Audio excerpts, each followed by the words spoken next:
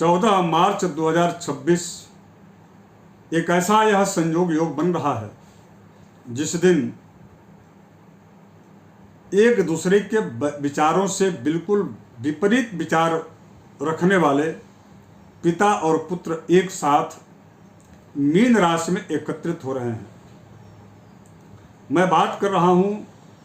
सूर्य का मीन राशि में प्रवेश अर्थात उनका मीन राशि में गोचर और वहां पहले से ही मौजूद शनि, दोनों की जो युति है वो आपके जीवन पर, आपके कार्य क्षेत्र में, आपके मनो मस्तिष्क पर कितना प्रभाव डालेगी, इस विषय की चर्चा इस कार्यक्रम में हम करेंगे। मैं इस कार्यक्रम को विस्तार दूं इसके पूर्व में आप सबसे आग्रह करूंगा कि यदि आप हमारे YouTube चैनल पर जुड़े हुए हैं तो आप नए दर्शक हो तो सब्सक्राइब कर लीजिएगा और इस वीडियो को आप शेयर कर दीजिएगा। यदि आप फेसबुक पेज में हैं तो आप हमारे इस पेज को फॉलो कर लीजिएगा और बड़े ही ध्यानपूर्वक इस कार्यक्रम को आप देखिए, इसलिए क्योंकि यह जो गोचर है सूर्य का वह 14 अप्रैल 2026 तक रहने वाला है। सूर्य और शनि दोनों की युति मीन राशि में निश्चित रूप से ये आपके और हमारे लिए कई प्रकार के शुभाशुभ फल को लेकर के आने वाला है। विशेष रूप से दर्शकों, कन्या राशि और कुंभ राशि, ये दो राशियों को सावधानी बरतना चाहिए। कन्या राशि के ठीक 7वें उनके दाम्पत्य जीवन अथवा उनके व्यापार को ये प्रभावित यह युति करेगी। अर्थात आपके लाइफ पार्टनर हो अथवा आपके बिजनेस पार्टनर हो या आपकी सर्कल अपनी सर्कल हो, इन तीनों क्षेत्रों में एक दूसरे के प्रति नफरत की स्थिति उत्पन्न करेंगे और उसका जो परिणाम होता है, जहां कुमत तहाँ विपत्ति निदान, जहां परस्पर के लोग, यदि आपस के लोग आपसे वैचारिक मतभेद करने लगे, इससे आपकी आर्थिक स्थिति सीधे प्रभावित होती है और सामाजिक भी स्थितियां आपकी प्रभावित होती हैं। तो कन्या राशि को विशेष रूप से मैं इस कार्यक्रम के माध्यम से कहूँगा कि आप जो भी कदम रखिए बड़ा ही फूंक फूंक करके रखिए और आपके जीवन साथी अथवा आपके और आपके बिजनेस पार्टनर के बीच में तीसरे किसी व्यक्ति को आप इन्वॉल्व मत होने दीजिएगा। इसको बहुत ज़्यादा सेंसिटिव जो है इस कार्यक्रम को लेते हुए और आप इस पर विशेष रूप से विचार कीजिएगा। तो कन्या राशि वालों को भी कोई बहुत ज़्यादा अशुभ प्रभाव इसका नहीं पड़ने वाला। दूसरा एक राशि जो कि मैं सचेत कर दूं, बाकी के अन्य राशियों के बारे में चर्चा मैं करूंगा, वो राशि है कुंभ राशि। कुंभ राशि के ठीक द्वितीय स्थान में सूर्य शनि का आना यह सीधा संकेत है कि आपके कुटुंब में आपके अपने जो लोग हैं उनके और आपके बीच में प्रॉपर्टी को लेकर के, धन समृद्धि को लेकर के और हमारी बात चले उसको लेकर के विवाद की स्थितियां, दूरियां बढ़ाने की स्थिति आ सकती है। यदि आप नौकरी कर रहे हैं तो वहां पर भी आप देखेंगे कि कई तरह से आपके ऊपर जो है आपको टार्चर करने का जो है वो होगा, प्रयास किया जाएगा और उसके बाद बार बार आपको नीचा दिखाने का प्रयास किया जाएगा। तो ऐसी स्थिति में आपको विशेष रूप से संतुलित व्यवहार रखना है और सजग रह करके अपने इस कार्य को आप, यदि 1 महीना तो है इसको निकाल सकते हैं आराम से आप, किंतु विवाद इन 1 महीनों 2-4 दिनों के विवाद को लेकर के आप जो है नौकरी को मत छोड़ दीजिएगा या व्यापार को परिवर्तन करके व्यापार न छोड़ दें, क्योंकि इससे आपको आगे चल करके नुकसान होगा। बस ये 2 राशि वालों को विशेष रूप से मैं सावधान करने के लिए इस कार्यक्रम में हमने पहले ही इनकी चर्चा कर दी। अब आइए बाकी की राशियों का। मेष राशि के ठीक 12वें स्थान में यह गोचर है। मेरा अपना व्यक्तिगत जो अनुभव है वो ये कह रहा है कि आपके राशि पर कोई बहुत ज़्यादा इस गोचर का शुभाशुभ प्रभाव नहीं, जो स्थितियां अभी हैं वैसे ही बनी रहेंगी। हाँ, केवल मात्र इतना जरूर है कि आपको 25 मार्च से लेकर के और 10 अप्रैल के बीच में थोड़ी सी आर्थिक जो है विपन्नता, क्राइसिस जो है आपको देखने मिलेंगे, ये हो सकता है। लेकिन बहुत ज़्यादा कोई विपत्तिजनक या आपत्तिजनक स्थितियों में आपकी स्थिति पर इसमें नहीं दिखाई दे रही, या सूर्य शनि का कोई इस युति का प्रभाव नहीं पड़ेगा आप पर। अब हम बात करें वृष राशि के 11वें स्थान में यह बन रहा है, तो जाहिर सी बात है कि इसमें आपकी अनिच्छा हो जाएगी, काम करने का मन नहीं करेगा, किसी से मिलने का मन नहीं करेगा, ये सब चीज़ें होंगी। लेकिन इससे आपको निजात पाने के लिए मेडिटेशन का आश्रय लीजिए, भगवान शिव की आराधना कीजिए, तो निश्चित रूप से वृष राशि वालों को इससे जो है प्रभाव बहुत नहीं पड़ने वाला, वो ठीक ठाक रहेंगे। जिनकी मिथुन राशि है, 10वें स्थान में यह गोचर जो है जा रहे हैं, तो यह प्रोफेशन की राशि होती है, व्यापार और पिता की भी राशि होती है, धर्म की भी राशि होती है। अब यहाँ पर अगर यदि इस स्थान पर सूर्य और शनि का यदि गोचर है, तो निश्चित रूप से पिता और पुत्र दोनों के विचार में मतभेद होंगे,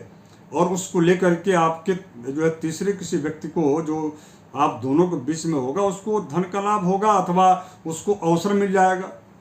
और वो जब आपको जब इसका एहसास होगा तो आप बहुत देर हो जाए रहेगी। तो इसलिए ऐसी स्थितियां न उत्पन्न हो। परस्पर में यदि ग्रह गोचर दिखाने अथवा समझने का मतलब ये होता है कि यदि कोई खराब चीज़ें आने वाली हैं, तो आप पहले ही अपने इस जो है मनो मस्तिष्क को आप तैयार कर लीजिए, ताकि उसके नुकसान से आप बच जाएं। बात करूं यदि मैं कर्क राशि के भाग्य स्थान में यह गोचर बन रहा है, तीर्थ यात्रा अथवा धार्मिक यात्राएं यदि आप करते हैं तो उसमें थोड़ी सी आपको सावधानी बरतनी चाहिए, स्वास्थ्य को लेकर के अथवा धन के ठगी को लेकर के, क्योंकि हो सकता है कि इस प्रकार की स्थितियां आपके सामने आ सकती हैं। यदि आप नहीं भी जाते तो भी आपको डिजिटल जो है माध्यम से यदि आप लेन देन कर रहे हैं, उसमें कई बार क्या होता है कि न चाहते हुए किसी दूसरे के अकाउंट में पैसे का चले जाना, अथवा आपको किसी जो है अन्य जो हैकर्स हैं उनके माध्यम से आपको जो है आर्थिक नुकसान पहुंचाया जाना, या कोई सामान आप ले रहे हैं उसमें आपके साथ ठगी का हो जाना, ये सब चीज़ों की भी संभावनाएं बन रही हैं। कर्क राशि वालों को थोड़ा इसमें सावधान रहना चाहिए। बात करूं मैं सिंह राशि के 8वें स्थान में, स्वास्थ्य को लेकर के सावधान रहिए, और जो आप मेडिटेशन यदि आप कर रहे हैं तो जरूर कीजिए। नहीं कर रहे होंगे तो निश्चित रूप से आपको मेडिटेशन तो करना ही चाहिए, प्लस इसके साथ साथ में आपको जो है विशेष रूप से अपने गुरु के सानिध्य में बैठ करके थोड़ा वहाँ जो है आध्यात्मिक लाभ लेना चाहिए, क्योंकि आंतरिक जो शक्तियाँ होती हैं उसकी जो है अवांछनीय जो तत्व हैं उनसे संपर्क में आने की वजह से आपका जो आध्यात्मिक जो स्तर है वो थोड़ा सा डामाडोल हो सकता है। अब कुल मिलाकर यदि आप साधक हैं, साधना कर रहे हैं तो आपके लिए है, बाकी तो लोगों के लिए सामान्य ही स्थितियाँ रहने वाली हैं। कन्या राशि की चर्चा हमने कर दी, तुला राशि की बात करूंगा, 6ठे स्थान में है। यह विशेष करके उन लोगों के लिए गोचर ठीक 1 महीना नहीं रहेंगे जो कि प्रतियोगी परीक्षाओं में शामिल होने वाले जो छात्र छात्राएं हैं, चूँकि सूर्य और शनि जो है संघर्ष को बढ़ा देते हैं। कई बार ऐसा होता है कि आप परीक्षा सेंटर पर आप जा रहे हैं और पेपर आप घर में भूल गए। कई बार ऐसा होता है कि आप वहाँ गए और आपको जो है यदि ऑनलाइन परीक्षाएं आप दे रहे हैं तो आपको जो पासवर्ड इत्यादि है वो चीज़ आपको नहीं दिखाई, ध्यान नहीं आ रहा है। तो कुल मिलाकर के आपके परीक्षाओं में, प्रतियोगी परीक्षाओं में कैसे विघ्न उपस्थित हो, इस प्रकार की स्थितियां इसमें निर्मित हो सकती हैं। तो घबराना नहीं चाहिए, पूरी तैयारी के साथ जाइए। यदि इस कार्यक्रम को आप देख रहे हैं, यदि इससे लाभ उठाना चाहते हैं, अथवा यदि आपका बच्चा कोई जा रहा है उसकी यदि इस प्रकार की राशि है तो उसको भी ये चीज़ समझाइश दीजिए, ताकि वो जो है ताकि वो सावधान होकर के जाए। तो निश्चित रूप से इसके जो है से होने वाली जो परेशानी है उससे बच सकते हैं। अब हम बात करें यदि वृश्चिक राशि के 5वें स्थान में, ये विशेष करके दाम्पत्य जीवन को लेकर के, जीवन में मधुरता को लेकर के, कई प्रकार के अन्य जो आपके द्वारा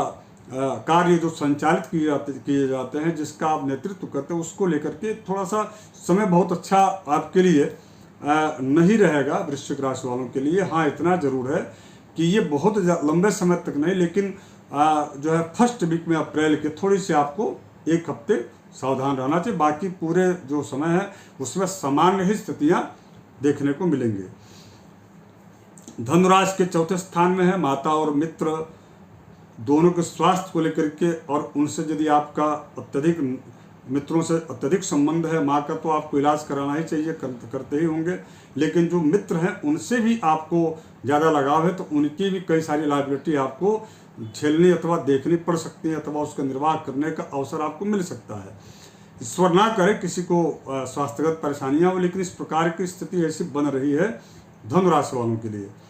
मकर राशि के तीसरे स्थान में है पराक्रम को लेकर के, कौन सा काम करें, कौन काम न करें, कैसा करें, कब करें, इस प्रकार के विचार और इस प्रकार के विचार मंथन में आपका समय अत्यधिक जाया होगा, लेकिन मूल रूप से आप काम नहीं कर पाएंगे, जिसकी वजह से आप थोड़ा पिछड़ते चले जाएंगे।